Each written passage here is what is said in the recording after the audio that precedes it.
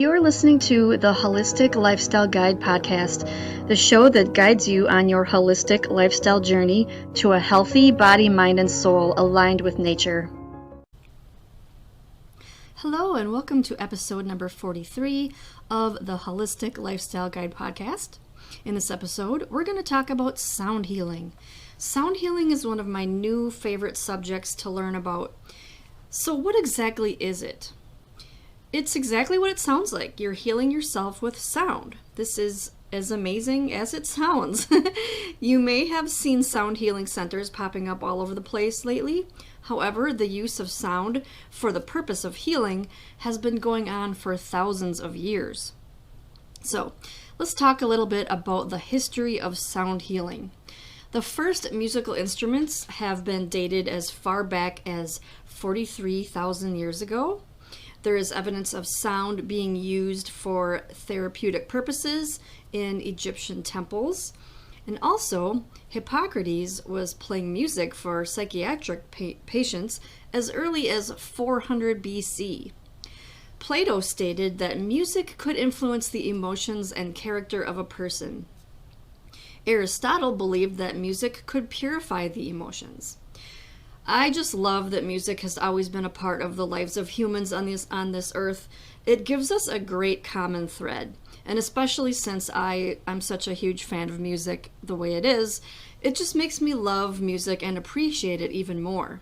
So let's talk a little bit about the difference between sound healing and music therapy. You're probably more familiar with music therapy than you are with sound healing. So the question is, are they really the same thing? Well, they are related, but there are differences. Music therapy has a formalized program of study. You can study music therapy in many universities and receive a degree in music therapy. Music therapists are licensed to practice music therapy professionally. Sound healing, however, is unregulated. Music therapy uses structure, melody, and rhythm of music to address a specific health issue. You can think of certain melodies that just make you feel good. That would be an example of music therapy. This is one reason I love music festivals so much, being out in nature, dancing to uplifting music. There is no better therapy in my eyes. But unlike music therapy, sound healing uses specific sounds and their vibrations to enhance well-being. Sound healing advocates believe that every part of the body is in a constant state of vibration, and those vibrations can be used to create a positive change. So, the benefits of sound healing. Let's talk about that for a minute. The use of sound is now believed to be able to do much more than just benefit the emotional state of a person. There are real physical and psychological benefits to be gained from sound healing. So, some of the sound healing benefits include alleviating PTSD, stress, pain, depression, anxiety, low blood pressure, and lots more. There has been some recent research in this area, and many of the benefits are backed by science. There are also many claims that have not been proven, but may be accurate. One thing is for sure, there is no harm in trying it out for yourself. And you'll be able to tell just by listening to it how much better it makes you feel. And this feeling of an increased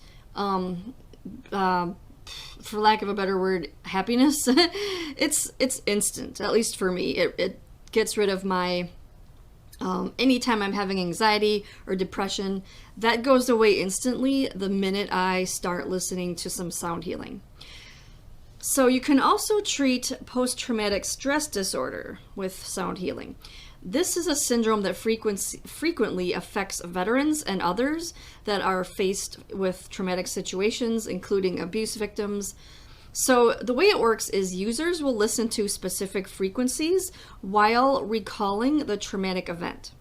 Researchers believe this works by disrupting the brain's link between the traumatic memory and the stress response.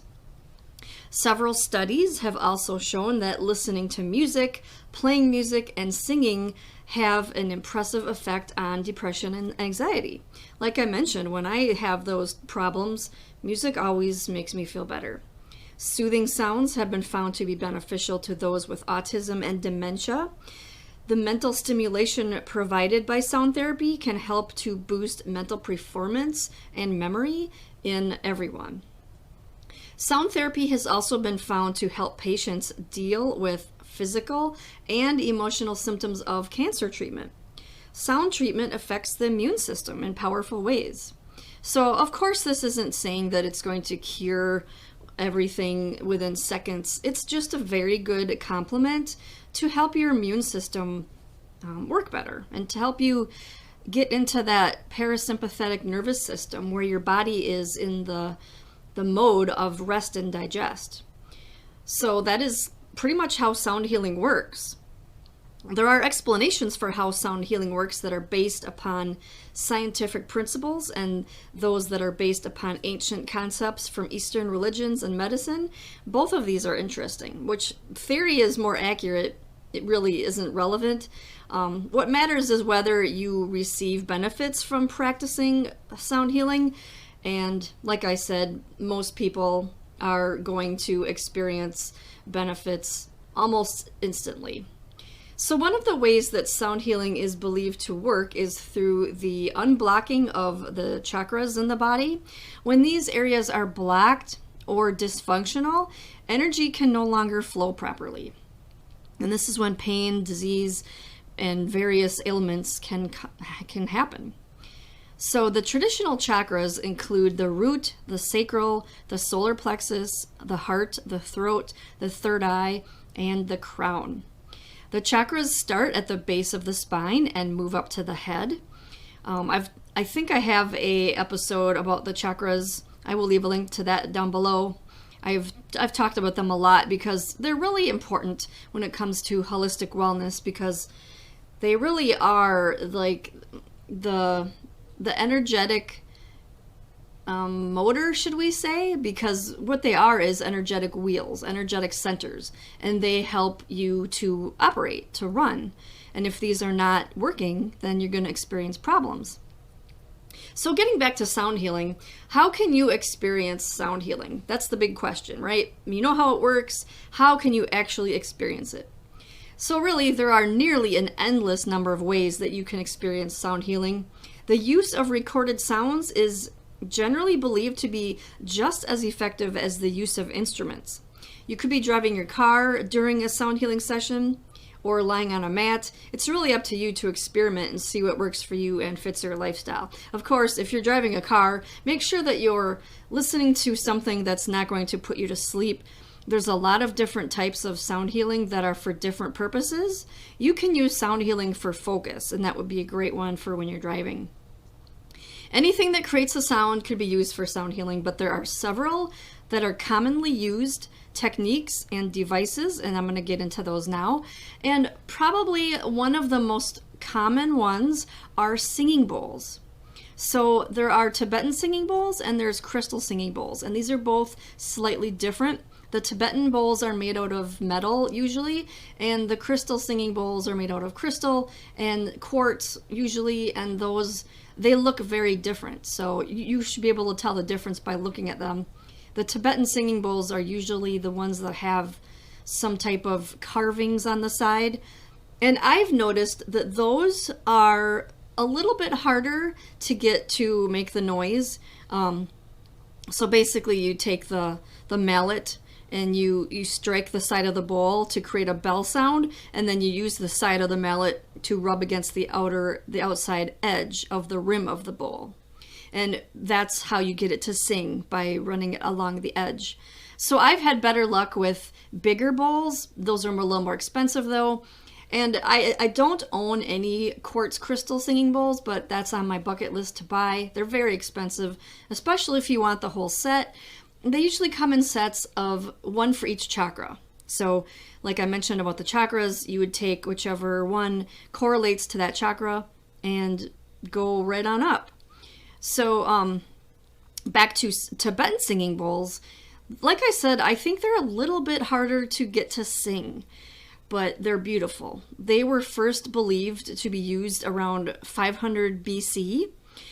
But fortunately, you don't have to travel to Tibet to acquire your own singing bowl. There are many excellent options available online or at your local New Age shop. I've gotten mine at like holistic fairs, New Age festivals, things like that. Expos are another great place. Holistic health expos will always have them.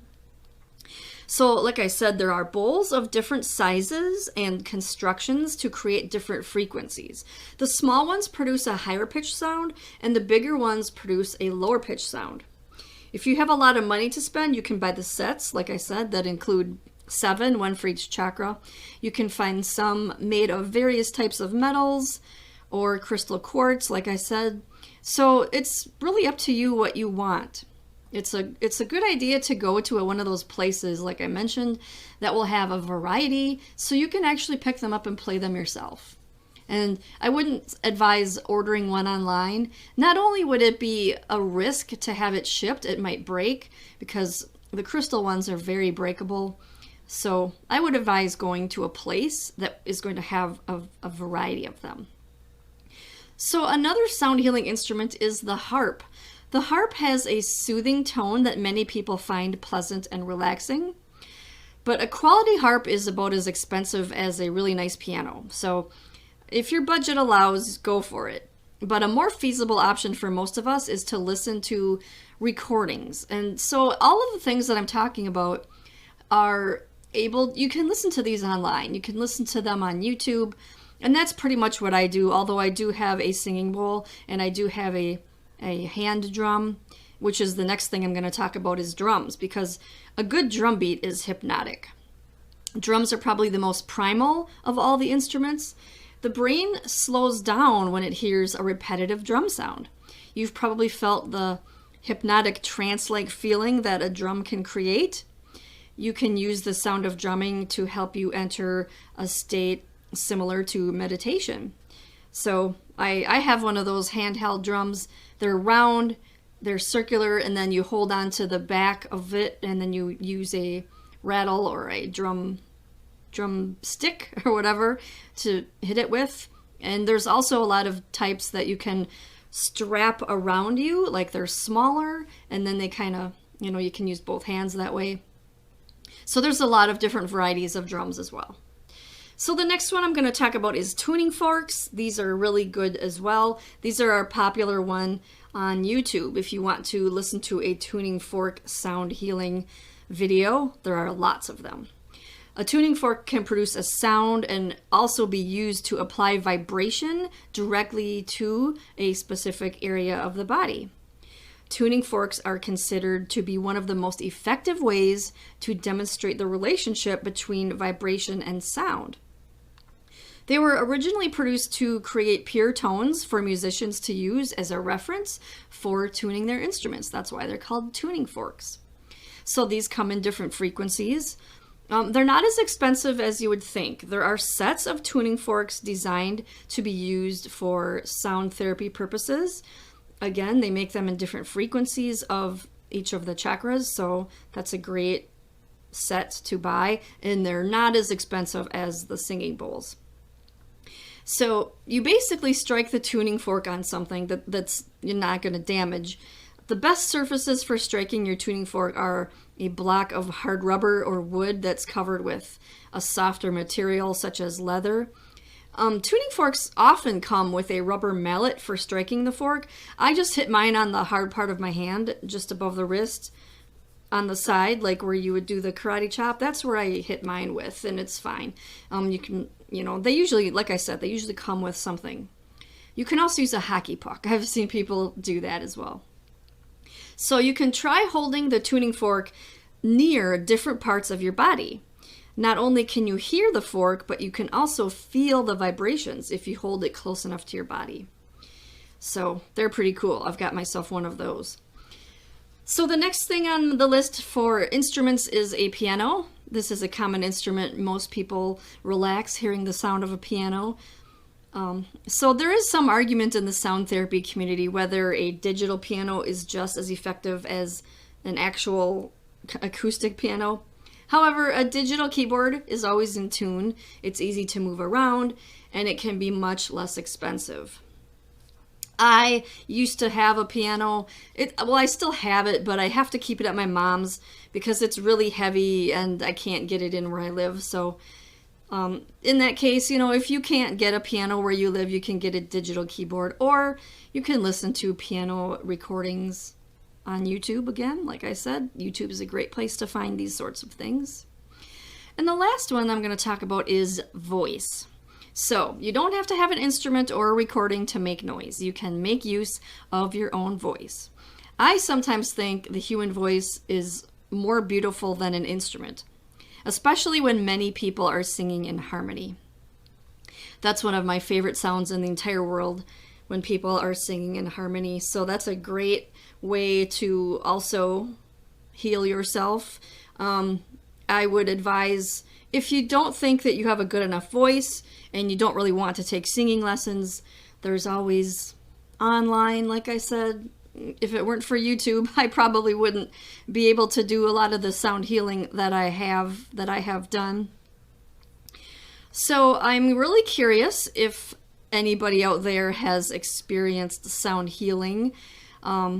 Leave a comment and let's chat about it, because sound healing it's something that I think is really underutilized and under talked about.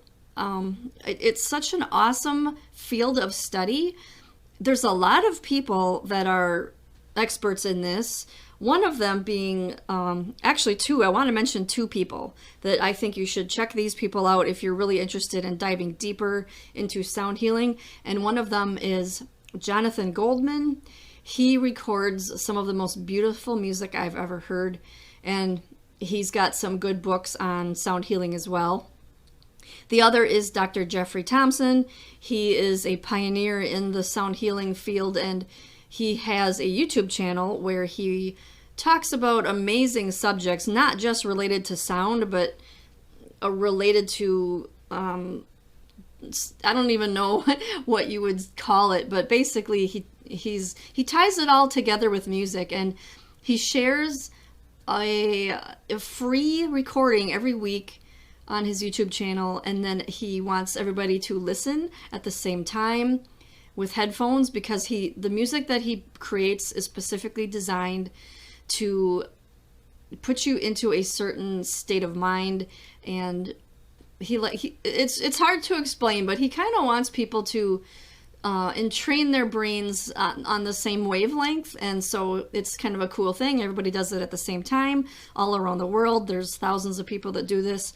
So I will leave links down below in the show notes for people to check out these two guys who are just amazing. So that's it for this week's episode of the Holistic Lifestyle Guide podcast. Don't forget to join me next week for another episode, and thank you so much for listening.